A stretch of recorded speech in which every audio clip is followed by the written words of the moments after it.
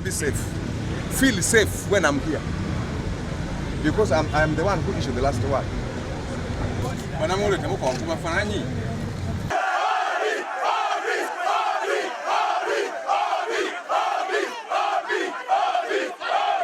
Why are you demonstrating? Why is it that Makerere University is the one day in, day out, increasing? Somebody should stop here. Who's firing?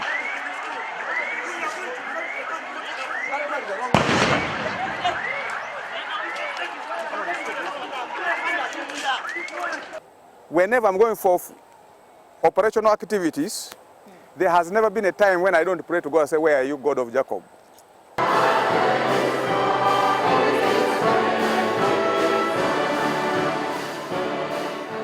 Tugobera dala tia gas mu Kampala.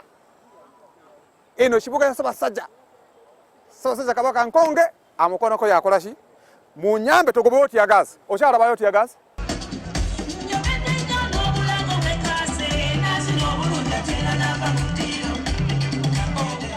Omanyi twagalana nnyo ne Katikiro. Katikiro ng'amulera ngande Ssaabasajja ne musajja wo Sam Omala wuno. Yatukumira Kampala.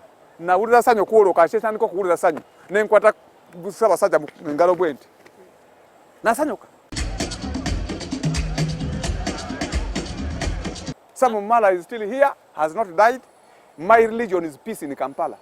So that once upon a time, even if I will have left Kampala, the people of Kampala will remember that there used to be a police officer who worked to see that there is peace and freedom in this city. You were very